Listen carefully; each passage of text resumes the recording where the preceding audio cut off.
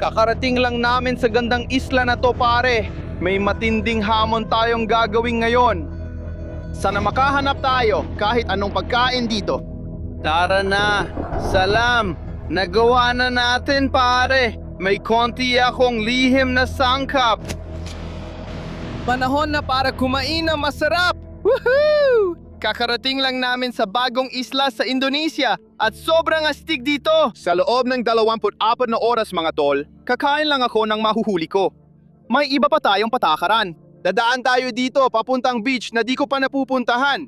Pagdating doon, magsiset tayo ng patakaran at may kakaibang sasabihin ako sa inyo mga tol. Masaya mag-explore ng mga isla sa Indonesia. Kasama kayo mga tol. May backpack at gamit para sa spearfishing. Hindi ko rin alam ang mangyayari ngayon. Ano ba to? May mga puno ng niyog lang tayo, mga palayan. Tropical at luncheon dito, maraming insekto. Ang daming insekto, pinabati ko ang mga lokal na magsasaka. Sana ayos lang sa kanila na dumaan ako sa pananim nila dahil wala namang ibang daan papuntang dalampasigan ngayon. Naglalakad lang ako sa mga palayan dito. Papatawid na sana ako sa palayan na to nang may napansin ako sa gilid ng mata ko. May malaking toro sa likod ko. Kung tinakbo niya ako, yari ako. Gigil na gigil siya ngayon. Siguradong tatapakan niya ako pag lumapit ako. Tara, dito na tayo mag-set up. Kakarating lang natin sa gandang isla na to, pare. Binababa ko na gamit ko. Bit-bit ko to habang naglalakad sa palayan, iniiwasan ng mga torong gustong sumunggab. Ibababa ko na ang backpack, pare, kasi pawis na ako, parang nomad na may utang. May matinding challenge tayong gagawin ngayon. 24 na oras lang akong kakain ng mahuli ko, pero hindi lang yon. Para simulan ng challenge na to, kailangan kong makahuli ng pagkain gamit lang ang mga kamay ko dito mismo. Kapag nakahuli na ako gamit ang kamay ko, lilipat na ako sa susunod na gamit, etong sibat na hawak ko. Oo, parang wala masyadong laban, pare. Wala talagang paraan na makahuli ako ng malaki. Aminado ako mahirap, pero sana makakuha tayo ng pagkain dito. Yun lang naman mahalaga. Sana, para matapos ang challenge, kapag nakakuha na tayo ng pagkain gamit ang dalawang paraan na yon, kung makakuha tayo, lilipat naman tayo dito sa malupit na to, ang malaking 1.2 metrong spear gun. Sana matapos natin ang challenge na to habang nag-e-enjoy sa masarap na pagkain sa paglubog ng araw. Tayo-tayo lang! Sige mga tol, magsusuot na ako ngayon. Naghahanda na akong lumabas at maghanap ng pagkain gamit ang kamay ko. Sandali, ninanamnam ko lang at nagpapasalamat sa inyong lahat. Nasa bagong isla tayo sa Indonesia at hindi ito mangyayari kung wala kayo mga tol. At sa mga nakaraang buwan mga tol, todo kayo talaga ako para maibigay sa inyo ang isang bagay na sobrang ipinagmamalaki ko. Sa mga darating na linggo mga tol, maglalabas na tayo ng astig na merchandise. Hindi lang ito basta merchandise. Dinisenyo talaga ito para may silbi, pare. Sinisigurado ko na perpekto talaga itong mga to. At ang gusto ko, wala sa inyo ang mapag-iwanan. Pumunta lang sa offshoretales.com at ilagay ang email address ninyo. My family-only discount para sa lahat ng loyal supporters at pamilya ng channel na ito, mga tol. Ayokong magsalita ng sobra, pero baka isa sa inyo ang makasama ko sa isang matinding adventure sa madaling panahon. Magugustuhan nyo ang mga paparating. Baliw talaga, Diyos ko. Parang hubad ako ngayon. Nandito ang fins natin. Nandito na ang mask at gloves natin. Gamitin natin to para maghanap ng pagkain at simula ng challenge. Tara, labas na tayo at tingnan ang mahahanap.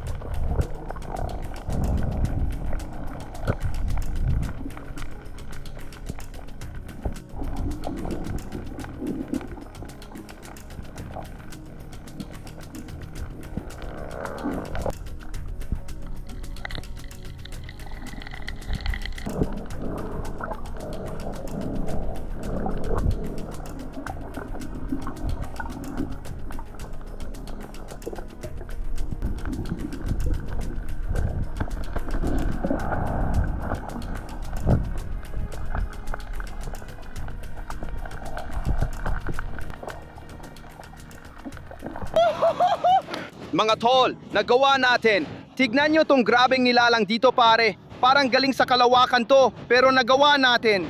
May nakuha tayo, gamit lang ang mga kamay natin pare. Mahirap lumabas doon. Naghahanap ako ng lobster, pero walang malalaki roon, kaya ito lang nakuha natin. Tignan nyo to. Ito, mga tol, ang tinatawag nilang sea urchin. At ang gagawin natin, bubuksan natin tong hayop na to at sisipsipin natin hanggang sa huli, pare. Alam ko na gustong-gusto to ng mga kiwi, pare. Para ito sa lahat ng mga kiwi dyan.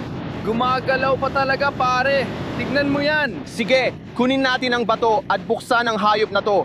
Tignan natin laman nito, pare. Magandang merienda to para simulan ng 24 na oras at magbibimbay lakas. Kaya buksan na natin. Tignan mo yan! Woo! Grabe, sumabog talaga to, pare. Woo-hoo-hoo! Tingnan mo lahat ng yan sa loob nito. Itong dilaw na bagay dito, pwede mo talagang sipsipin at kainin lahat yan. Gonads pala yan. Subukan natin. Oh, mahirap talaga pare. Hindi ako magsisinungaling. Hindi naman masama, pero hindi ko ito hinahanap o kinakain araw-araw. Alam nyo na rin kung ano-ano na ang mga nakain ko. Nakakain pa ako ng mas malala riyan. Medyo creamy at matamis ang lasa. Sa totoo lang, hindi naman masama. Nagawa na natin. Tapos na natin yung parte na kamay lang ang gamit, pare. Kanina lang, lumalamoy ako doon at napaisip ako sa sarili ko, teka, ano bang ginagawa mo ngayon? Wala kang sandata at naghahanap ka ng pagkain gamit ang kamay. Isa ito sa masayang hamon, mga tol, para ipakita na kaya mong makahanap ng pagkain kahit anong paraan. Pero ang plano mamaya, gusto kong makahuli ng maganda gamit yung spear gun at gusto kong magkaroon ng astig na lutuan sa tabing dagat mamaya. Kailangan nating makahanap ng magandang pwesto kung saan pwede tayong magluto dito sa isla. Hindi ko alam kung saan tayo pupunta. Mag-e-explore lang tayo, mga tol. Pero kailangan na natin kunin yung hand spear ngayon. Yan ang gagawin natin. Sige na, baby. Ito ang gagamitin natin ngayon. Ang luma pero subok na hand spear. Kung di nyo alam, isang tungkod lang to na may ilang tulis sa dulo. Hihilahin mo lang ang maliit na goma dito, tapos ipuputok mo. Boom! Sana makakuha tayo ng pagkain dito. Di ko alam mahuhuli natin, pero kukunin ko na lang kung anong makita, pare. Kaya, BAM! Tara, maghanap ng pagkain.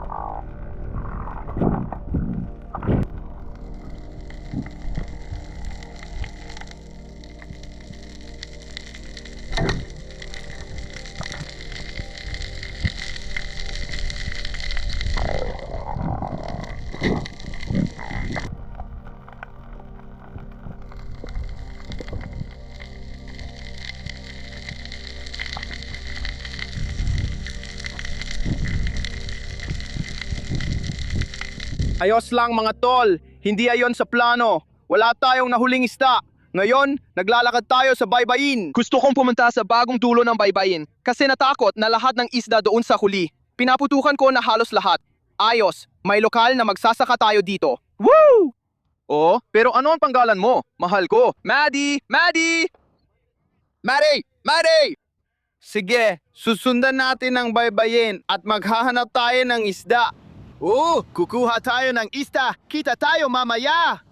Magkita tayo mamaya. Sige, iwan muna natin ang mga astig dito sa bukid at maghanap ng isda. Ganyan talaga mga pare. Minsan kahit anong subok, wala pa ring pagkain. Pero hindi tayo susuko. Maglalakad tayo sa baybayin, papunta sa bagong lugar. Naglakad kami ng mga 10 hanggang 15 minuto. At ngayon, nandito na kami sa bagong lugar. Makikita ninyo dyan, yan ang lugar na gusto kong mag-spearfishing. Panahon na para pumunta sa batuhang yon at tingnan kung makakahuli tayo gamit itong malupit na gamit. Tapusin natin ito, tapos pwede na tayong gumamit ng spear gun para kumuha ng masarap lulutuin mamaya sa paglubog ng araw. Tara!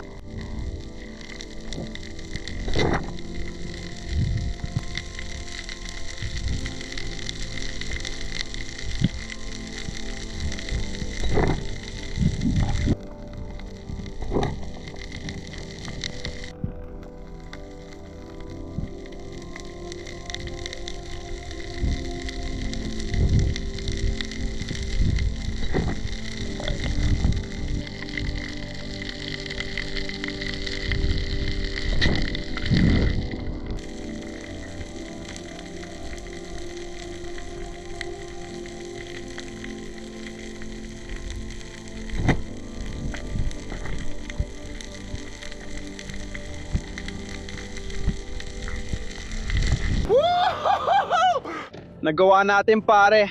Grabe mga tol, sobrang hirap doon. Ang hirap kumuha ng pagkain, pero may nakuha ako sa bulsa ko. Hindi maganda ang senyales kapag kasya sa bulsa, pero ito ang nakuha natin pare. Isang maliit na surgeonfish lang. Hindi ito dambuhala, pero masaya na rin ako na may pagkain tayo. Sa laki ng alon, hangin at handspear na yon pare, parang may konkretong parachute ako. Walang silbi. Hindi ito halimaw. Hindi ko ito ikukuwento sa mga anak ko balang araw. Sigurado yan. Pero at least, may pagkain tayo mga pare. Ang gagawin ko, kukunin ko lang ang balat. Hihilahin ko lang ito paatras. Sa tingin ko, magkakaroon tayo ng sashimi sa tanghalian, baby.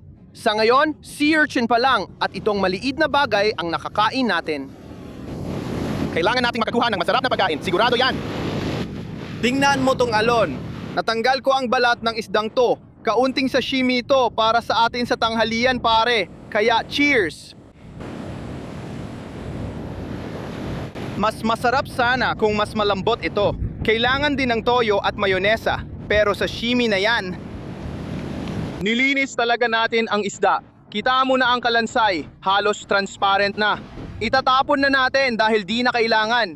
Nabusog din ako mga tol. Oo. Maliit lang yung isda, pero sapat na para bigyan ako ng lakas o enerhiya. Hindi ako papayag na matapos ang hamon na ito na sea urchin at surgeonfish lang ang kinain ko. Kaya maglalakad tayo dito at susubukan kong lumusong at tingnan kung may makuha tayong mas maayos.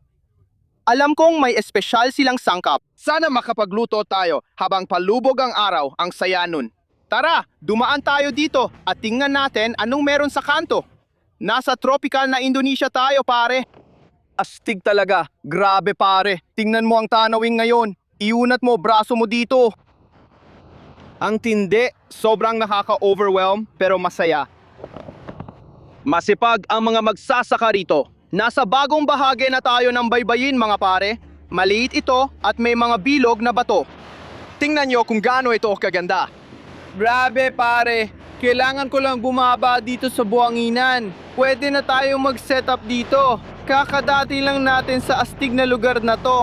Iniisip ko na ito na siguro ang pinakamagandang lugar para tapusin ang hamon. Isa na lang ang natitira bago natin tuluyang matapos. Sana makahanap tayo ng astig na beach para magluto, maghahanda, mag-aayos at tatalon ako dito sa likod dahil sobrang linaw ng tubig. Sana makakuha tayo ng masarap at madanda. Pangit ang nakakain natin na yon, kaya gusto ko ng masarap na karne para sa pagluluto mamaya. Sigurado akong mas matagal pa akong nasa dagat na yon kaysa sa lupa. Sa totoo lang, alam kong totoo yon. Tapusin na natin ang hamon. May 1.2 metrong spear gun na tayo. Lumabas na ulit, baby! Tara! Woo! Woo!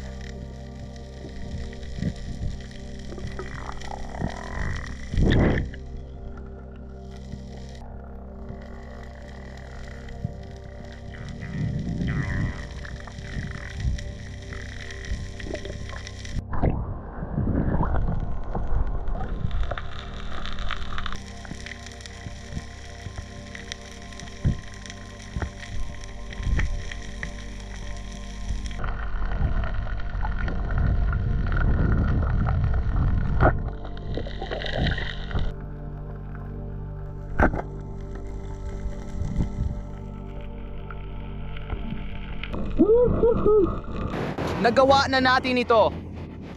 Nagawa na natin ito, pare. Tingnan mo ang isda dito. Ang ganda niyan. Yan ay isa sa mga pinakamasarap na isda na pwedeng kainin sa dagat.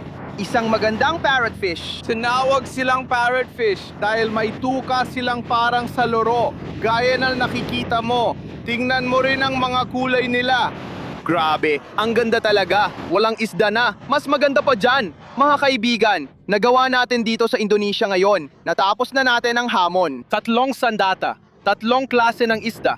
Magluluto na tayo habang palubog ang araw. Mga 1 oras pa bago tuluyang lumubog. Pagkatapos, lulutuin na natin itong isda. Aalis na kami, pero iniisip ko ilang isda ang tinarget ko, pero hindi tinamaan. Kawawa siguro ang mga isda, pare. Baka na-trauma sila. Pero ang magandang balita, wala naman talaga tayong nasaktan na isda. Karamihan sa kanila, lumangoy lang pala yun na ayos pa rin. Kailangan nating makahanap ng magandang lugar para sa pagluluto habang papalubog ang araw, mga tol. Kaya mag-explore pa tayo sa isla na to. Tara na, woo! Iniisip ko kung ano tingin sa akin ng mga tao dito, mga tol. Naglalakad ako na may malaking lintik na spear gun, naka-mask at fins, tapos nagsasalita mag-isa sa camera. Kadalasan, pag nakita nila ako, nagliliwanag agad mata nila. Parang, ano bang ginagawa ng lalaking to? Ganito talaga kami. Dinadala ko kayo sa kakaibang adventure dito sa liblib na Indonesia. Parte ng saya, tol.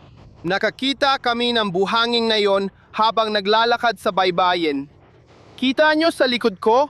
Mukhang dito na kami magse-setup. Lumulubog na ang araw sa abot tanaw. May almusal at tanghalian na tayo. Oras na para sa hapunan. Tol, kukunin na natin ang parachute. Parachute? Lulutuin na natin ang parrotfish, pare. Saya, di ba? Pagluluto habang papalubog ang araw dito sa Indonesia. Tara, simulan na. Kakailanganin natin lahat ng driftwood na to. Sakto lahat ito.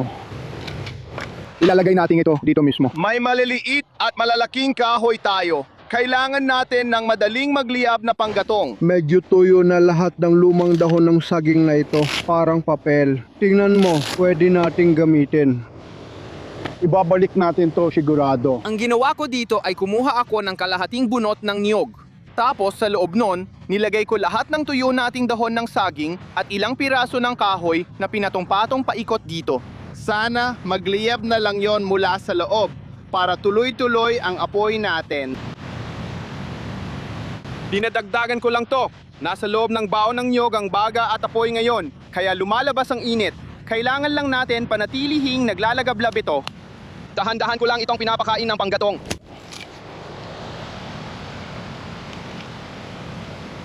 Nakuha na natin ang parrotfish. Tinusok ko lang ito ng kawayan, mula bibig hanggang puwitan. Ang gagawin ko ay ilalagay ko ito dyan, katabi ng apoy, para maluto ng maayos sa tabi ng apoy. Siguraduhin mong manatiling matibay at hindi gagalaw dyan. At dahan-dahan lang itong maluluto dyan. Kung kailangan nating mas maluto pa, pwede nating ibaba ng kaunti, ganyan lang. Kung ayaw natin masyadong maluto, pwede natin taasan ng konti. Basta tuloy ang apoy, tiyak maluluto yan. Sa tingin ko, matatapos natin ng solid ang hamon na to. Tignan nyo, ang lupit na ng itsura. Woo! May lihim akong sangkap na ipapakita pagluto na ang isda. Kailangan ko lang siguraduhin na pinapaikot ko ito para pantay ang luto. Pero ang bango talaga ngayon, sariwang isda. Itong isda na to, lumalangoy pa to mga 1 oras lang ang nakalipas o baka mas maikli pa. Kakainin na natin ito sa tabing dagat. Sige, ayos na yan. Kakakuha ko lang ng dahon ng saging sa itaas. Sakto para paglagyan ng pagkain. Tapos na siya, pare. Woo! Hindi siya sunog kahit kaunti. Yung balat lang yon na nagpoprotekta sa laman sa loob. Kumuha tayo ng dahon dito. Sige, yan ang maganda nating isda dyan. Sige na, baby. Heto na ang maganda nating isda. Grabe, ang ganda talaga ng itsura. Gusto ko tuloy balatan ito at makita kung ano ang nasa ilalim. Sana sakto lang ang pagkakaluto nito. Puro laman lang yan dyan sa isdang yan. Pero hindi lang yan, mga kaibigan. May sikreto tayong sangkap dito. Itong tradisyonal na sambal. Kung hindi nyo alam kung ano yon, isa itong Indonesian na sarsa.